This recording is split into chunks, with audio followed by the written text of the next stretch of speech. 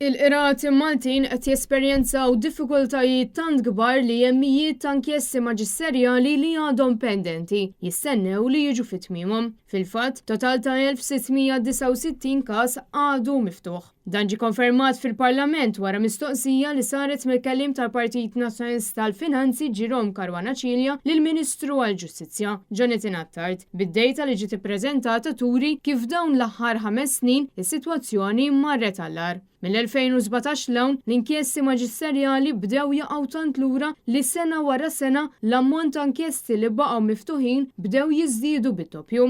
Fil-fatt, fejn qabel konna naraw inqas minn 20 inkjesta maġisterjali li jibqgħu pendenti, illum il-ġurnata qed naraw 20 ta' inkjesti li qatt ma jaslu sa tmiemhom. Fl-aħħar 5 snin biss kien hemm 1572 każ li baqgħu pendenti, bl-ar sena s'issa tkun is-sena l-oħra b'total ta' 574 inkjesta li kollha għadhom mhux konklużi. Huwa fid-dawl ta' dan li wieħed jistaqsi għaliex il-Prim Ministru Robert Abela ilu l-ġimgħat jagħmel pressjoni fuq il-Maġistrat Marcin Farrugia biex l-inkjesta maġisterjali dwar il-mewt ta' Jean Paul Sofia tiġi fit-tmiem llum qabel għada meta wieħed jara li hemm mijiet ta' inkjesti mhux konklużi. Bid-domanda tiġi weħeda għaliex Robert Abela għamel pressjoni biss fuq dan il-każ partikolari. Diversi maġistrati ilhom snin iwissu dwar is-sitwazzjoni fil-qrati ta' Malta li kull ma jmur qiegħda tkompli tmur għall-agħar. B'mijiet ta' kawżi jiġu posposti minħabba nuqqas ta' riżorsi umani. Robert Abela jinjora kompletament din is-sitwazzjoni tal-biki.